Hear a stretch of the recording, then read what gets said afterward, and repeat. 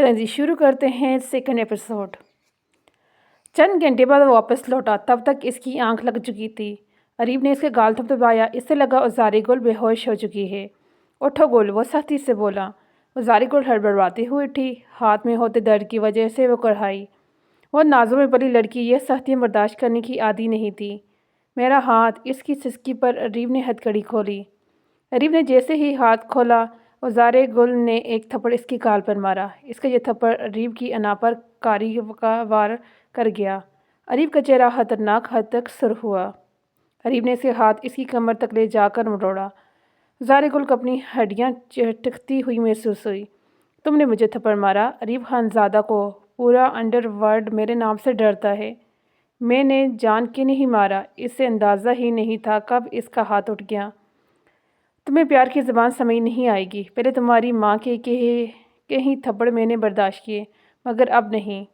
तुम्हें इसकी सज़ा मिलेगी। अरीब इससे खींचते हुए स्टोर रूम में ले आया। यहाँ हल्का बल्ब जल रहा था, जबकि छोटी सी जगह खाली थी। बाकी जगह बिस्तर वगैरह रखे हुए थे। नहीं, मैं नहीं रहूँगी यहाँ, वह चिल्लाई, मगर इसकी चीख सुनने वाला अरीब के अलावा कोई मौजूद नहीं था। तुम यहीं रहोगी जब तक तुम्हारी अकल ठिकाने नहीं आ जाती। तब तक जहाँ रात गुजारोगी न तुम्हारी माँ ने तो कई बार मुझे मेरी गलती न होने के बावजूद बंद किया है, जबकि तुमने तो बहुत बड़ी गलती कर दी है। इसे अंदर धकेल कर अरीब दरवाज़ा बंद कर चुका था। वो दरवाज़ा दड़ाते हुए दरवाजे के साथ ही बैठ गई। अरीब की इसकी पुकारों का जवाब दिए बगैर जा चुका था। उजारे गुल वहीं हाथों में सर छुपाए सिसकती रही। चंद घंटे बाद वो वापस लौटा। दरवाज़ा खोलकर इसका बेहोश वजूद बाहों में उठाकर बेड पर लाया। ये लड़की इसका ज़ब्त आजमा रही थी। इसके चेहरे पर आंसू के निशानात देखकर अरीब ने लब बीच लिए। वो अपने गुस्सों को काबू नहीं रख पाता था। उजारे गुल जैसी नाजुक सी लड़की कब तक इसका बर्दाश्त कर सकती थी, किस्मत जानती थी। इसके चेहरे से नज़रें चुराते वो काउच पर जाकर सो चुका था। इसको देखकर वो खुद को गिल्ट में डालना नहीं चाहता था। अगले दिन की सुबह उजारे गुल के लिए इस घर में पहली सुबह थी। नाश्ता इसके सामने मौजूद था, मगर वो बेरहम शख्स वहाँ नहीं था। वो फ्रेश हुई, नाश्ता किया। कुछ देर इधर उधर फिरने के बाद दरवाज़ा खोलने की आवाज़ आई। वो अजरत में अंदर दाखिल हुआ और अलमारी से अपना बैग निकाल कर इसमें गन रखने लगा। उजारे गुल ने इसका हुलिया देखा। स्याह रंग के कपड़े में मलबूस वो शायद कहीं जाने की तैयारी में था। मैं जा रहा हूँ, गेट बाइट से बंद रहेगा, तब तक खाना भी बना लेना। अपना हुक्म सादर हो करते वो इसकी एक भी सुने बगैर जा चुका था। उजारे गुल ने बिखरे हुए घर को देखा। आज से पहले कभी सफाई नहीं की थी और ना ही खाना पकाया था। वो इसकी बातों में हाथन में लाए बगैर नींद के ज़ेर असर वापस सो चुकी थी। शाम के वक्त इसकी आंख खुली तो भूख ने इसे सताया। इसने फ्रिज में जाकर जहाँ सब्जियाँ फल मौजूद थे, इसने सेब निकाल कर खा लिया और वहीं लाउंज में बैठकर टीवी देखने लगी। टीवी पर मूवी चल रही थी जिसमें लड़का और लड़की एक दूसरे के करीब हो चुके थे। उजारे गुल नज़रें गाड़े यह मंजिल देख रही थी कि दरवाज़ा खुलने की आवाज़ आई। इसने रिमोट ढूंढना चाहा, मगर नहीं मिला। वो आंखें नीचे सर झुका गई, जबकि टीवी पर वही मंजिल चल रहा था। अरीब ने हैरत से कभी टीवी और कभी उजारे गुल को देखा। इसके बराबर में बरजमा हुआ, इसका चेहरा थोड़ी से पकड़ कर ऊंचे किया। क्या हाल है? इतने गौर से देख रही थी। ये सीन हम भी दोहरा सकते हैं? नहीं, मैंने नहीं देखा, खुद आ गया। वो घबराई सी बोली। चेहरा पकड़ने के बाद क्या करते हैं वो लड़का? शायद गाल पर किस करता है।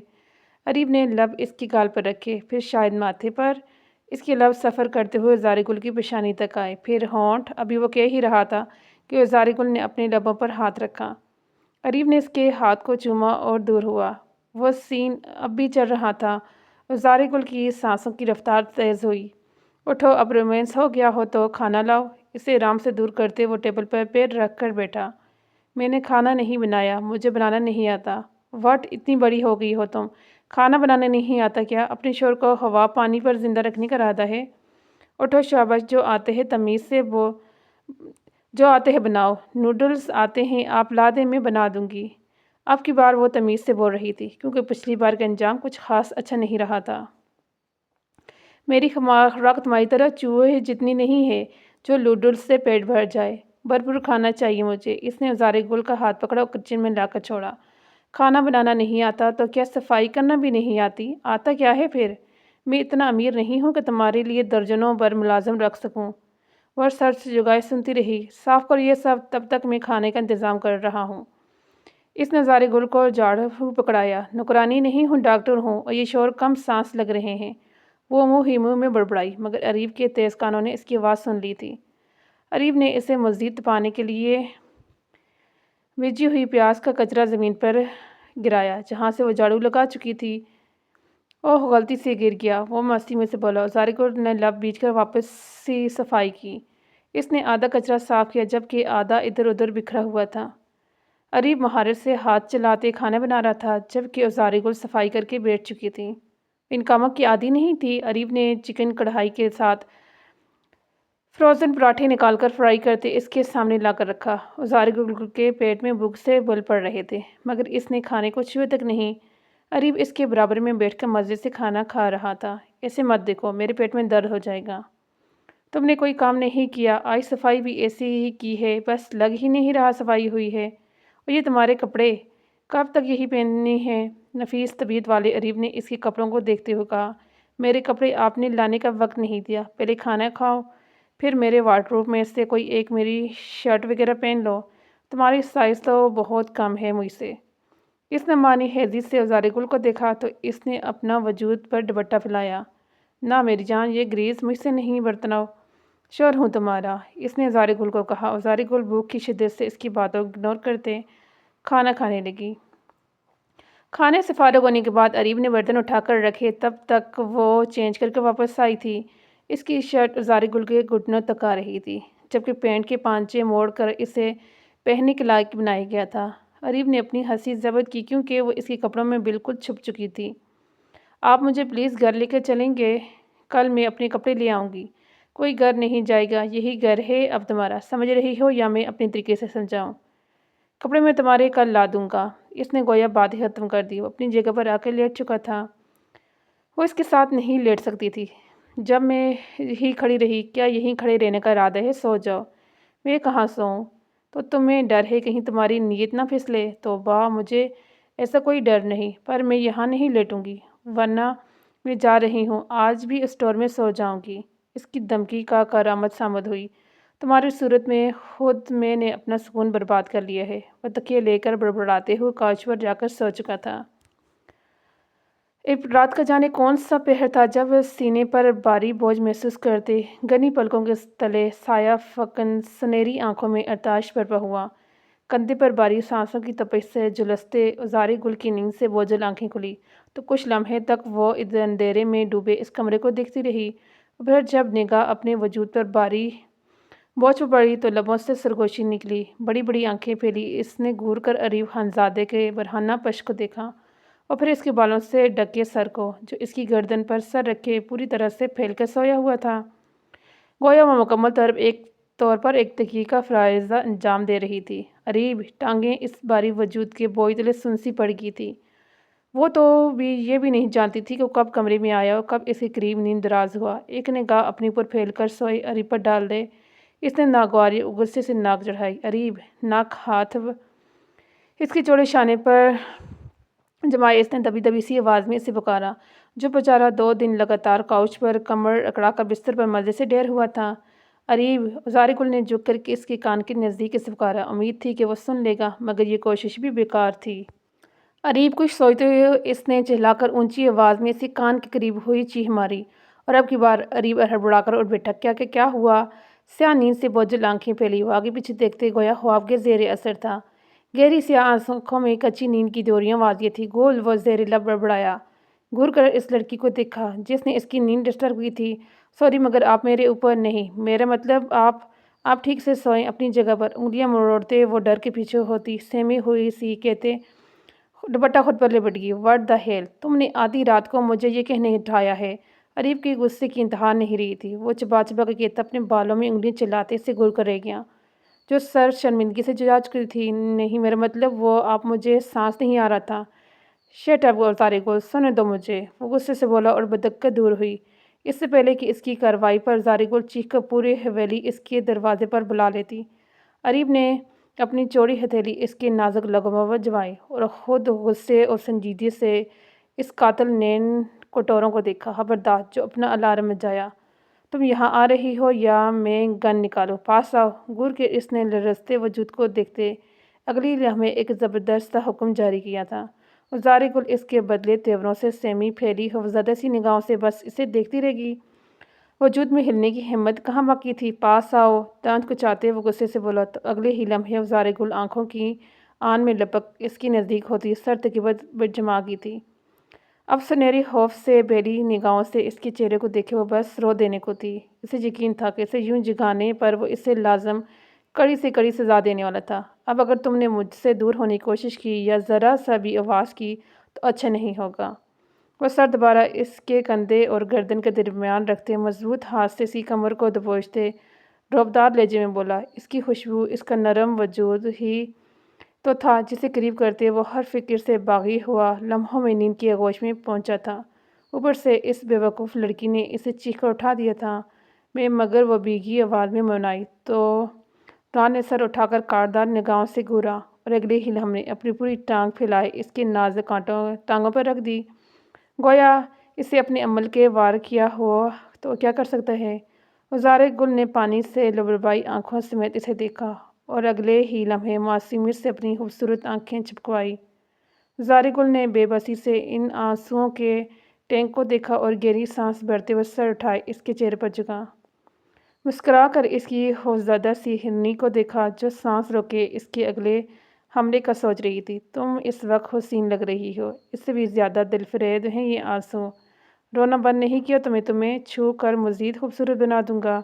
تو خاموش ہو کر لیٹی رہو میری جان۔ وہ مخور نگاہوں سے ان بھیگی آنکھوں کو دیکھتے اس کے گلابی پڑتے گال کو چومتے اب دوبارہ سر اس کی گردن میں چھپائے نیند میں مدہوش ہوا تھا اور اس کے حصار میں آنکھیں موند گئی کیونکہ اس سے بحث نہیں کی جا سکتی تھی۔ تم یہاں رہنے میں باہر ہوں، تم باہر مت آنا۔ اس سے حکم دیتے وہ باہر آیا جہاں زبیر شیرازی انڈر ورلڈ کا ڈان بیٹھا ہوا تھا۔ کیسے ہو شیر؟ زبیر اس سے گلے ملتے ہوئے بولا۔ درمیانی عمر کا زبیر اب کا پارٹنر بن چکا تھا۔ میں ٹھیک ہوں، تم بتاؤ؟ میں بھی ٹھیک ہوں۔ تمہیں شاید یاد کروا دوں کہ وہ شپ منٹ جس میں لڑکیاں ہیں الگ الگ ممالک جانے والی ہیں اور جلد جانے والی ہیں۔ ہاں جانتا ہوں، تمہیں تمہارا حصہ پہنچ جائے گا، سب کچھ انڈر کنٹرول ہے، فکر کی کوئی بات نہیں۔ زبیر نے اسے یقین دہانی کی۔ زبیر لڑکیوں اور دیگر اشیاء کی اسمگلنگ کرتا تھا۔ پورے سال کی محنت کے بعد اب یہ لڑکیاں یہاں سے کسی ملک بھیجی جا رہی تھی۔ میں بھی یہی چاہوں گا کہ ہر کام کسی کی بھی نظر میں آئے بغیر ہو جائے۔ ابھی وہ بول ہی رہا تھا کہ زارِ گل بھاگتی ہوئی باہر کچن کی جانب آئی۔ وہ چولہے پہ کچھ رکھ کر بھول چکی تھی۔ اس نے چولہا بند کیا اور جیسے ہی پلٹی زبیر کی نظر اس کے حسین چہرے پر پڑی۔ وہ ایک لمحے میں اس کی نظروں سے اوجھل ہو چکی تھی، مگر وہ ایک ہی نظر کافی تھی۔ تمہاری عورت خوبصورت ہے، چلو ایک ڈیل کرتے ہیں۔ زبیر شیرازی نے حماست سے زارِ گل کی پشت کو دیکھتے ہوئے کہا۔ اس کی کمر پر بل کھاتی چوٹیاں جھول رہی تھی۔ زارِ گل کچھ غلط ہونے کا احساس ہوا۔ اریب اس سے بہت بری طرح گھور رہا تھا۔ ایک لمحے کی بھی دیر کیے بنا وہاں سے بھاگی۔ وہ میری بیوی ہے، اس کے بارے میں ایسی بات نہیں کر سکتے تم۔ جان لے سکتا ہوں اس بات پر میں تمہاری۔ اس کا لہجہ خطرناک حد تک سرد تھا۔ مت بولو، تمہاری مفاد نکلتا ہے مجھ سے۔ مجھے ایک کرونچ بھی آئی تو جو 100 لوگ باہر میری حفاظت کے لیے کھڑے ہیں تمہیں اور تمہاری حسین بیوی کو مار دیں گے۔ زبان سنبھال کے بولو، اگر تمہاری 100 لوگ ہیں تو 200 میرے بھی موجود ہیں۔ میری بیوی وہ تمہاری ہی رہے گی۔ ایک بار کی بات ہے، اس کی طرف میلی نظر ڈالنے والے کی آنکھیں نکال دوں گا۔ ان لڑکیوں کے بارے میں ڈیل ہوئی ہے تو وہیں تک رہے گی ڈیل۔ اس کی ایک بھی سنے بغیر وہ اپنی جگہ سے اٹھا اور تن فن کرتے ہوئے کمرے پہنچا۔ زبیر شیرازی مسکرایا۔ اس کا ارادہ اب زارِ گل کو چھوڑنے کا نہیں تھا، چاہے اس کے لیے اریب سے دشمنی مول لیتا۔ اریب نے زارِ گل کو دیکھا جو کاؤچ پہ بیٹھی ہوئی تھی۔ اریب نے اسے جھٹکے سے اپنے مقابل کھڑا کیا۔ تمہیں جب میں نے منع کیا تھا تو باہر کیوں آئی؟ ہاں، یہ دوپٹہ زمین پر جھاڑو دینے کے لیے پہنا تھا۔ اسے بار بار رہ کر زبیر کی باتیں یاد آ رہی تھی جو اسے مزید مشتعل کر رہی تھی۔ میں تم جانتی نہیں تم نے اپنے اوپر کتنی بڑی مشکل کر لی ہے۔ اس وقت اس سے برا کچھ نہیں ہو سکتا۔ اریب کی انگلیاں اسے اپنے بازو میں ڈستی ہوئی محسوس ہوئی۔ اگر اتنی ہی بڑی مشکل ہے تو گھر چھوڑ آئیں مجھے، میری پلیز۔ یہ تمہارا گھر ہے زارِ گل اور تمہارے مرنے تک یہی رہے گا۔ یہاں سے جانے کی بات مت کرنا۔ دنیا تم پر اور تمہارے گھر والوں کے اوپر تنگ کر دوں گا۔ میرے نکاح میں ہوتے ہوئے تم کسی خیال میں نہیں لا سکتی، یہ بات یاد رکھنا۔ عریب نے اس کا جبڑا دبوچتے ہوئے کہا۔ زاری گل کی آنکھوں میں پانی بھر آیا۔ آپ کو رحم نہیں آتا مجھ پر؟ وہ بھیگی آنکھوں سے بولی۔ نہیں آتا، تمہاری جیسے تمہاری ماں کو نہیں آیا، مجھ پہ بھی رحم نہیں آتا۔ تم میری منگیتر تھی، تمہیں میرے لیے اس وقت بولنا چاہیے تھا۔ میں بچی تھی عریب، مجھے تو منگنی کا مطلب بھی ٹھیک سے نہیں پتہ تھا، پر انسانیت لگاؤ، وہ محبت، ان سب چیزوں کا احساس تو تھا نا۔ بہت جلد تمہیں تمہاری ماں سے ملواؤں گا، تب جب تم مجھے کوئی خوشخبری دو گی۔ اس نے زاری گل کے بھیگے لبوں پر انگلی پھیرتے ہوئے کہا تو وہ کپکپا اٹھی۔ وہ عریب کے مطابق صفائی اور برتن دھونے کے بعد اب آرام سے کاؤچ پر بیٹھ چکی تھی۔ باہر کا دروازہ دڑ دڑائے جا رہا تھا، شور کی آوازیں بلند ہو رہی تھی، اس کا رنگ خوف سے سفید پڑا۔ کون تھا جو عریب خانزادہ کے گھر میں یوں داخل ہونے کی کوشش کر رہا تھا؟ اس کے پاس موبائل بھی نہیں تھا جو عریب کو کال ملاتی۔ باہر سے شور مزید بلند ہوا۔ وہ دل ہی دل میں خدا کو یاد کرنے لگی۔ کسی نے بھاری چیز سے دروازہ توڑ دیا تھا، اس کی چیخ بلند ہوئی۔ دو آدمی گن لے کر اندر داخل ہو چکے تھے۔ چلو ہمارے ساتھ، دونوں میں سے ایک بولا۔ زاری گل نے نفی میں سر ہلایا تو وہ آدمی اس کی جانب بڑھنے لگ گئے۔ زاری گل پیچھے کی جانب بھاگی۔ وہ خود کو واش روم میں بند کر چکی تھی۔ وہ دونوں کسی بھی وقت اپنی طاقت سے دروازہ توڑ سکتے تھے۔ اتنے میں آواز آنا بند ہو گئی تھی۔ عریب کی آواز ابھری اور فائر کی آواز آئی۔ زاری کو دل سخت ہوا۔ عریب خانزادہ کے گھر میں کوئی یوں آ جاتا اور اس سے پتہ بھی نہیں چلتا، یہ نہیں ہو سکتا۔ گل باہر آؤ، سب ٹھیک ہے؟ اس کی آواز پر زاری گل نے ڈرتے ڈرتے دروازہ کھولا۔ سامنے کا منظر دیکھ کر اس کی آنکھیں پھٹی کی پھٹی رہ گئی۔ آج سے پہلے اس نے لاشیں نہیں دیکھی تھی۔ ان دونوں آدمیوں کی گولیوں سے چھلنی ہوئی لاشوں سے خون بہہ کر اس کے پیروں کی طرف آ رہا تھا۔ اس آدمی کا سر اس کے پیر کے پاس پڑا تھا۔ خوف سے اس کی رنگت بدلی۔ عریب نے اسے جھٹکے سے اٹھا کر اپنے نزدیک کیا اور اس کے خون پر اپنے جوتوں سمیت کھڑا ہوا تھا۔ آپ نے اسے مار دیا، قاتل ہیں آپ، مجھے آپ کے ساتھ نہیں رہنا۔ وہ بے قابو ہوتی خود کو چھڑانے کی کوشش میں ہلکان ہونے لگی۔ عریب نے اس کے بازو پکڑ کر چھچوڑا۔ میں نہیں مارتا تو تمہیں مار دیتے، ڈیم اٹ، تو مرنے دیتے نا۔ نہ جانے کتنے لوگوں کا خون بہایا ہے آپ نے۔ میں لوگوں کی مدد کرتی ہوں اور آپ انہیں زخم دیتے ہیں۔ ہم دونوں مختلف ہیں، وہ روتی ہوئی بولی۔ میں تمہیں کچھ باتیں ابھی نہیں بتا سکتا، تمہیں میری بات سمجھنے کی کوشش کرنی چاہیے۔ میں ایسے ہی مارتا ہوں لوگوں کو، کیا تم پہلے نہیں جانتی تھی؟ میرا کام ہے یہ، مجھے جانے دیں، میں کسی خونی کے ساتھ ایک منٹ نہیں رہ سکتی۔ وہ ہاتھ پیر چلانے لگی۔ تمہارا ابھی خون اسی طرح ہوگا اگر تم نے اب جانے کی بات کی تو۔ آپ حیوان ہیں، انسانوں کو خون بہانا آپ کے لیے کوئی معنی نہیں رکھتا ہوگا، مگر میرے لیے رکھتا ہے۔ یہ ظلم و بربریت نہیں دیکھ سکتی۔ خود کو اس سے آزاد کرواتے زاری گل باہر کی جانب بھاگی۔ عریب نے گہرا سانس خارج کیا۔ یہ لڑکی اس کا ضبط آزما رہی تھی۔ وہ اب اس کا چہرہ کسی بھی تاثر سے پاک ہو چکا تھا۔ وہ زاری گل کے پیچھے گیا جہاں وہ گیٹ سے باہر نکلی۔ بہت بڑی غلطی کر دی ہے تم نے گل، اب تم میری مجرم ہو اور دنیا جانتی ہے عریب خانزادہ اپنے مجرم کا ساتھ کیا سلوک کرتے ہیں۔ اس نے گن نکالی اور باہر کی طرف گیا۔ زاری گل روڈ پر پیچھے کی جانب دیکھتی بھاگ رہی تھی۔ اس نے ہاتھ کے اشارے سے رکشہ روک لیا۔ ذہن پر صرف یہاں سے جانے کی بات سوار تھی۔ شاید وہ جانتی نہیں تھی کہ اس کی جان کو خطرہ ہے۔ ایک تیز رفتار گاڑی نے ٹائر اس کے پیروں کے پاس آ کر چڑچڑائی۔ وہ خواص باختہ سی ایک قدم دور ہوئی۔ سیاہ گاڑی میں چار گارڈ نے نکل کر اس کو اٹھا کر گاڑی میں ڈالا۔ یہ سب ایک لمحے میں ہوا۔ عریب یہ منظر دیکھتا رہ گیا۔ وہ اپنی گن گھر پر چھوڑ آیا تھا۔ واپس پلٹتے اس نے اپنی گاڑی کو دیکھا۔ گاڑی کا ٹائر کسی نے خراب کر دیا تھا۔ اس نے گاڑی کو ٹھوکر ماری۔ اپنی پیشانی مسلتے غصے سے بے حال ہوتا گھر میں سے اپنی گن نکال کر کسی کو کال کرنے لگا۔ زبیر نے اپنی موت کو دعوت دی تھی اور وہ اس سے عبرت کا نشانہ بنانے کا ارادہ رکھتا تھا۔ عریب تحمل سے کام لو، تمہارے سالوں کی محنت ضائع ہو جائے گی اگر زبیر پکڑا نہیں گیا تو۔ اغوا شدہ لڑکیوں کی جان بھی خطرے میں ہے، تمہاری بیوی تمہیں مل جائے گی۔ کمشنر نے اسے سمجھانے کی کوشش کی۔ واٹ، میری بیوی مجھے مل جائے گی؟ مجھے وہ صحیح سلامت ابھی چاہیے۔ ان لوگوں کی نظر میں وہ آ چکی تھی جب کہ میں نے اسے اتنا چھپا کے رکھا، اسی وجہ سے مجھے اس سے اتنی جلدی نکاح کرنا پڑا تھا۔ وہ دونوں ہاتھ ٹیبل پر جمائے اس کی جانب جھک کر بولا۔ تم سب کچھ داؤ پر نہیں لگا سکتے، وہ میری بیوی ہے اور میں اس کے لیے سب کچھ داؤ پر لگانے کا ارادہ رکھتا ہوں۔ وہ گرایا، اس کی آنکھیں سرخ ہو چکی تھیں۔ تم میرا حکم ٹال رہے ہو، جی میں ٹال رہا ہوں کیونکہ میں اس حیوان کی قید میں اپنی بیوی کو نہیں دیکھ سکتا۔ میں اپنی ٹیم کے ساتھ آج ہی آپریشن شروع کروں گا۔ یہ میرا وعدہ ہے کہ وزار گل کو کسی بھی لڑکی کو ایک کروچ تک نہیں آئے گی۔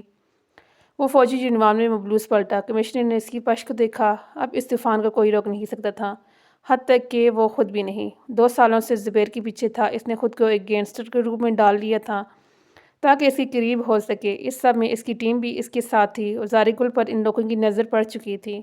وہ ایک گینگسٹر کی کمزوری کی نظر سے دیکھی جا رہی تھی، اس لیے اس نے فوراً اس سے نکاح کر لیا۔ اس کا ارادہ اب زبیر کے گھر پر حملہ کرنے کا تھا، جہاں وہ سوچ بھی نہیں سکتا تھا، اور اس کے گھر کے خفیہ راستوں سے بھی واقف تھا۔ سب اپنی پوزیشن لیں، ہمیں ہر ایک انسان کو صحیح سلامت باہر نکالنا ہے۔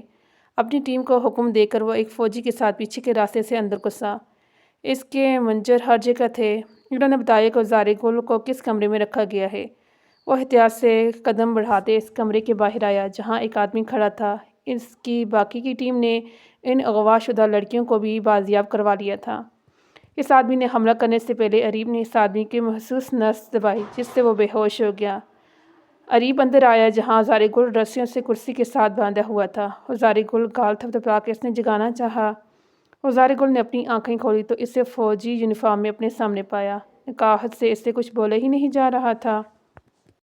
ہاتھوں پیروں پر رسیوں سے باندھنے کے نشان پڑ چکے تھے۔ اس نے وزار گل کو باہوں میں بھرا اور باہر کی جانب جانے لگا، مگر سامنے ہی زبیر موجود تھا۔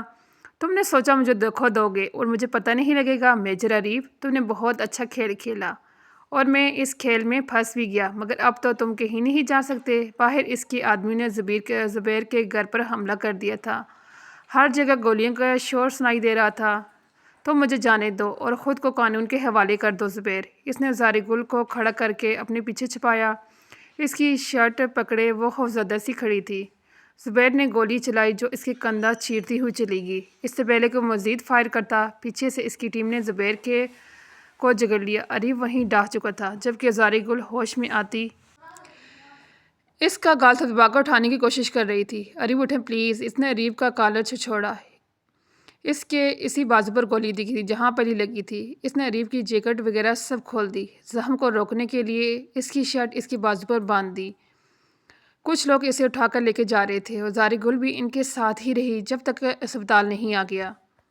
اسے فوجی کے یونیفارم میں دیکھ کر اسے جھٹکا ضرور لگا تھا۔ وہ باہر ہی بیٹھی اندر ڈاکٹرز کے نکلنے کا انتظار کر رہی تھی۔ ڈاکٹر باہر آئے تو وہ بے چینی سے اٹھی۔ اسے اپنی بالکل پرواہ نہیں تھی کیونکہ اریب نے اس کے لیے گولی کھائی تھی۔ مینیجر ٹھیک ہیں، آپ جا کر ان سے مل سکتی ہیں۔ ڈاکٹر کی اطلاع پر وہ اندر آئی جہاں وہ دشمن جان لیٹا ہوا تھا۔ آپ نے مجھے پہلے کیوں نہیں بتایا کہ آپ کوئی گینگسٹر نہیں؟ میری حیثیت لینے کے بجائے تم مجھ سے سوال کر رہی ہو یار۔ یہ سیکرٹ مشن تھا، کسی کو بھی بتانا خطرے سے خالی نہیں تھا۔ تو آپ کے مشن میں مجھ سے شادی کرنا کہاں سے آ گیا؟ سب کو تمہارا پتہ چل چکا تھا۔ میں نے تم سے شادی 2 ہی وجوہات کی وجہ سے کی ہے۔ پہلی وجہ یہ تھی کہ مجھے تمہاری ماں سے بدلہ لینا تھا، دوسری وجہ تمہاری حفاظت تھی۔ ان سے بدلہ لینا تھا تو کوئی کیونکہ میری حفاظت کرنے مرنے دیتے مجھے؟ وہ اس کا گربان جگڑ کر بولی۔ وزار گل، ان کو یہ باور کروانا ضروری تھا کہ تم صرف میری ہو۔ تمہیں مرنے دیتا تو خود کیسے جیتا؟ وہ کبھی خوشی خوشی تمہارا ہاتھ میرے ہاتھ میں نہیں دیتی۔ جب ہی میں نے یہ راستہ اپنایا، اس نے وزار گل کا ہاتھ نرمی سے اپنے ہاتھ میں لیتے ہوئے کہا، مجھے بے وقوف بنایا ہے آپ نے۔ کیا اب آپ کا بدلہ ہو گیا پورا؟ ہوگی میری حفاظت تو چھوڑ مجھے۔ وہ سخت دل بنی ہوئی بولی، سب کچھ کر سکتا ہوں سوائے تمہیں چھوڑنے کے۔ تمہاری ماں کی وجہ سے تم سے زبردستی نکاح کیا۔ ان سے مل لیں گے اب اگر تم چاہو گی تو۔ تم مجھے خوشخبری دو گی تو میں تمہیں ان سے ملنے دوں گا۔ تمہاری حفاظت اب تاحیات میری ہی ذمہ ہے۔ اس نے وزار گل کے بال سنوارے، سوجی سوجی آنکھوں میں آنسو لیے وہ اس کی جانب دیکھ رہی تھی۔ اس کی آنکھوں میں اپنے لیے آنسو دیکھ کر اسے اندازہ ہو رہا تھا کہ اب وہ بھی اس سے محبت کرنے لگی ہے۔ وزار گل کا چہرہ سرخ ہوا، دل میں کہیں اطمینان بھی ہوا کہ صرف اس نے بدلے کے لیے اسے شادی نہیں کی بلکہ وہ تو اس سے بچپن سے محبت کرتا تھا۔ اس کی خاطر اپنا بدلہ تک بھولنے کو تیار ہو گیا تھا۔ ہم ابھی اسپتال میں ہیں۔ وزار گل نے یاد دلانا چاہا، مینیجر کی بیوی ہو، کوئی تمہیں کچھ نہیں کہہ سکتا۔ یہ مشن ختم ہو گیا، خدا کا بہت احسان ہے۔ وہ ذلیل انسان ورنہ نہ جانے کتنی لڑکیوں کی زندگی برباد کر دیتا۔ آپ کو اس کا سارا کریڈٹ جاتا ہے۔ کریڈٹ تمہیں جاتا ہے، تمہاری وجہ سے ہی میری ہمت بندی رہتی ہے۔ اس نے زار اقبال کے ماتھے پر کی گرد سے اپنے لب رکھے۔ تم اور میں اب ہمیشہ ایک ساتھ خوش رہیں گے۔ میں سب کچھ بلا کر ایک نئی شروعات کرنا چاہتا ہوں۔ امید ہے تم بھی یہی چاہو گی۔ جی۔ اور یہاں پہ ہوا اس کا اینڈ۔ ملتی ہوں ایک نئی اسٹوری کے ساتھ۔ اللہ حافظ۔